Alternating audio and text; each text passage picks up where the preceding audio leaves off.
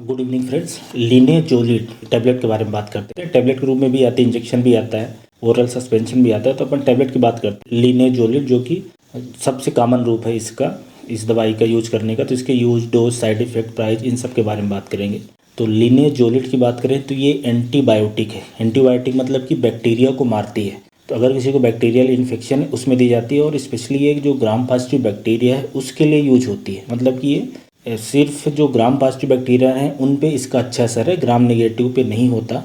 और ये एक तरीके से हायर एंटीबायोटिक या सुपर एंटीबायोटिक ऐसा बोल सकते हैं कि जब दूसरे दवाइयों से रेजिस्टेंस आ जाता है, स्पेशली जैसे कि विंकोमाइसिन या मिथिसिलिन है, तब ये दी जाती है। तो विंकोमाइसिन रेजिस्टेंस स्टेफ आरियस या मिथिसिलिन रेजिस्टेंस स्टेफ आरियस, स्पेशली उसके लिए ये दवाई है। ये बड़े सावधानी से दवा लेना है, एंटीबायोटिक है, अपने मन से नहीं लेना है, डॉक्टर की निगरानी में। इसके साइड इफेक्ट भी कई तरह के आते हैं, महंगी भी दवाई है, और भी दूसरे परेशानी है, दूसरे दवाइयों से इसका इंटरेक्शन वगैरह भी होता है। पर अच्छी बात यह है कि इस दवाई का कोई क्रॉस रेजिस्टेंस नहीं है। मतलब कोई एक एंटीबायोटिक से बैक्टीरिया रेजिस्टेंस हो गया तो ये दवाई से फिर भी ससेप्टेबल रहता है। और इसका जो काम करने का तरीका है बिल्कुल यूनिक है बाकी एंटीबायोटिक से, इसलिए ये दूसरी दवाइयों के साथ इजीली कंबाइन कर जाती है। तो ये कैसे काम करती है? लिनेजोलिड का जो काम करने का तरीका है कि जो बैक्टीरिया है उसके प्रोटीन सिंथेसिस को रोकती है, उससे बैक्टीरिया मर जाता है। पर इसमें एक और इम्पॉर्टेंट चीज़ है, ये दवाई एक तरीके की मोनोअमीन ऑक्सीडेज इन्हिबिटर है। अब ये मोनोअमीन ऑक्सीडेज इन्हिबिटर होने के कारण इसमें और बहुत तरह की फिर परेशानियां होती हैं। बहुत सारी दवाइयां हैं जिसमें ये रिएक्शन करती है, उनके साथ आपस में इंटरेक्शन होता है। इसलिए आपको ये जब दवाई चलेगी तो आपको बाकी कौन सी और दवाइयाँ चल रही हैं वो आपको ज़रूर बताना पड़ेगा। जैसे कि स्पेशली जो ब्रेन से संबंधित जो दवाइयाँ होती हैं, टीबी की दवाई है या कोल्ड कफ की दवाई है, वो सब आप अपने ज़रूर डॉक्टर से बताएं, क्योंकि ये जो मोनोअमीन ऑक्सीडेज इन्हिबिशन इससे होता है उसके कारण ये दिक्कत आती है। तो जब भी लिनेजोलिड किसी को लिखी जाएगी तो ये बात का ज़रूर ध्यान रखें। और कुछ जो बीमारियां जैसे कि बीपी है या डायबिटीज़ है उसमें भी इसका रोल है, या उस बीमारी को ये थोड़ा सा डिस्टर्ब करती है, उस पर इसका बुरा असर है, ऐसा कह सकते हैं। तो लिनेजोलिड ये तो फार्मूला हो गया। अगर इसके किन नामों से आती है, ब्रांड नेम की बात करें तो जो इंडिया में पॉपुलर है एक तो लिजोफोर्स है या लिनॉक्स है 600, लिजोफोर्स 600 और लिनो स्टार, इस तरह की दवाइयाँ हैं जो इन नामों से आती हैं। इसमें लिनॉक्स 600 तो बहुत ही पॉपुलर है। 600 जो लिखा रहता है बेसिकली ये डोज है, तो ये 600, 300 इस तरह के डोज आती है, और अलग अलग बीमारियों के हिसाब से, मरीज के वजन के हिसाब से इसको दिया जाता है। बहरहाल अगर यूज की बात करें तो ये बैक्टीरिया इन्फेक्शन, जैसे मैंने कहा था कि ग्राम पॉजिटिव स्पेशली स्टेफ आरियस, वो भी जब किसी को रेजिस्टेंस हो जाए, सस्पेक्टेड है रेजिस्टेंस, तब ये दी जाती है। इसलिए स्पेशली ऐसे लोग जो हॉस्पिटल में एडमिट रहते हैं या ऑपरेशन के बाद हॉस्पिटल में एडमिट है, उन लोगों में ज़्यादातर ये रिकमेंड करी जाती है। जैसे कि निमोनिया हो गया, फेफड़े के अंदर इन्फेक्शन है तब दी जाएगी, या स्किन और सॉफ्ट टिश्यू में इन्फेक्शन हो गया, स्किन के अंदर इन्फेक्शन है, या सेलुलाइटिस हो गया, या हॉस्पिटल के अंदर पेशेंट एडमिट है और विंकोमाइसिन मिथिसिलिन रेजिस्टेंस है, तो उन पेशेंट्स में ये दी जाती है। इसके अलावा ये जॉइंट्स के अंदर अगर इन्फेक्शन है, जैसे किसी को हड्डी के अंदर इन्फेक्शन है, ऑस्टियोमाइलाइटिस जिसको हम लोग बोलते हैं, जॉइंट के अंदर इन्फेक्शन है, सॉफ्ट टिश्यू में इन्फेक्शन है, तो ये दी जाती है। या किसी को ग्राम पॉजिटिव बैक्टीरिया के कारण सेप्सिस लग रही है, बैक्टीरीमिया हो रहा है, या आर्थोपेडिक जो हड्डी से संबंधित जो डिवाइसेस डलते हैं, इम्प्लांट डलते हैं, उनमें अगर इन्फेक्शन वगैरह हो जाए, एब्सेस वगैरह बन जाए, तो उस केसेस में दी जाती है। बेसिकली अगर डॉक्टर को लगता है कि ग्राम पॉजिटिव स्टेफिलोकाकस का इन्फेक्शन है, बाकी दवाइयाँ रेजिस्टेंट कर गई हैं, तो उस केसेस में एक तरीके से आप ये माने कि रिजर्व एंटीबायोटिक जैसा काम करती है। इसलिए ये डॉक्टर की निगरानी में खाना बेहतर रहता है।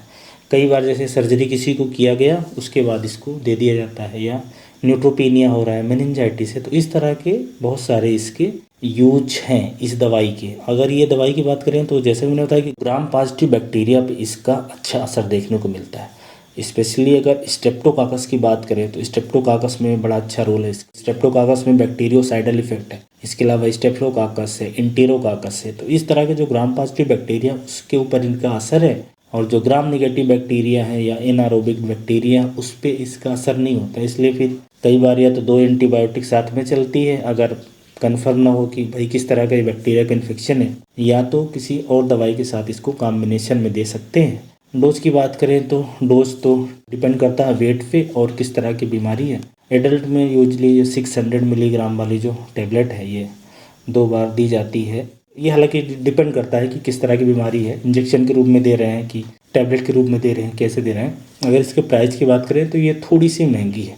इसकी जो 10 टैबलेट की स्ट्रिप आती है अराउंड वो 400 की रहती है। जैसे मैंने बताया कि थोड़ी यूनिक दवाई है, नई दवाई है, जब बाकी दवाइयाँ काम नहीं करती तब ये काम करती, इसलिए ये थोड़ी सी यूनिक है। साइड इफ़ेक्ट भी इसलिए इसका ज़्यादा है, इसीलिए मैंने बोला कि ये दवाई रिजर्व दवाई की तरह काम करती है।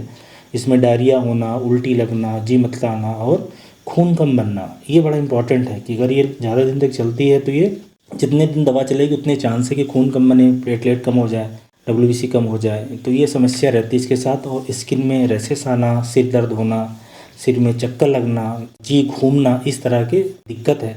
और जिन लोगों को बहुत ज़्यादा दिन तक चलती, 4 हफ्ते से ज़्यादा, 1 महीने ज़्यादा, उनमें आँख के अंदर दिक्कत हो जाना, ऑप्टिक न्यूराइटिस हम लोग बोलते हैं, पेरिफेरल न्यूरोपैथी बोलते हैं, वो सब हो सकता है। पैंक्रियाज के एंजाइम एलिवेट होते हैं, इसलिए दवाई को बहुत दिन तक नहीं खा सकते। जितने दिन रिकमेंड किया गया है उतने दिन तक ही खाना है। स्पेशली एंटीबायोटिक की बात करें तो कोई तरह की एंटीबायोटिक है उसको एक फिक्स ड्यूरेशन तक ही खाना है और डॉक्टर की निगरानी में खाना है।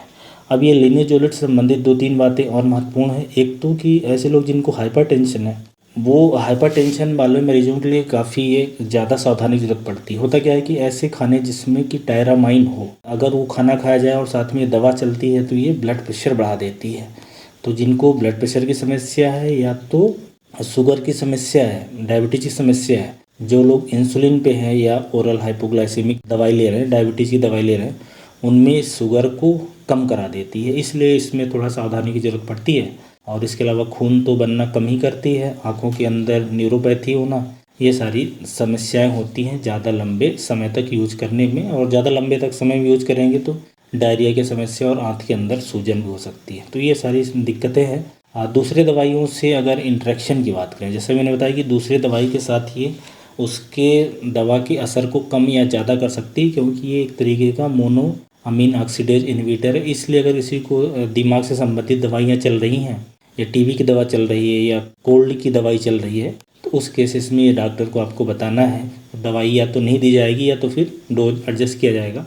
अब इसमें एक लास्ट में और इम्पॉर्टेंट चीज़ समझें आप कि जब ये दवा चलेगी तो कौन से खाने नहीं खाना है। ऐसे खाने जिसमें टायरामाइन ज़्यादा होता है, ऐसे फूड खाने से ब्लड प्रेशर बढ़ जाता है। तो जैसे कि चीज़ है, ईस्ट है, सोयाबीन से बनी चीज़ें हैं और प्रोसेस्ड मीट है, रखा हुआ मीट प्रोसेस, उसमें टायरामाइन ज़्यादा होता है। तो इस तरह की चीज़ें जिनको लिनेजोलिड एंटीबायोटिक चल रही है वो नहीं खाने हैं। तो ये इस टैबलेट के बारे में जानकारी है। एंटीबायोटिक है, थोड़ी महंगी है, स्पेशल दवाई है, साइड इफ़ेक्ट ज़्यादा है, इंट्रैक्शन होता है और रिजर्व तरह की से काम करती है। तो अगर किसी को चल रही है तो उनको इस वीडियो से कुछ जानकारी मिलेगी इस दवा के बारे में और वो उसको ज़्यादा अच्छे से यूज कर पाएंगे, समझ पाएंगे, ऐसी उम्मीद है। धन्यवाद।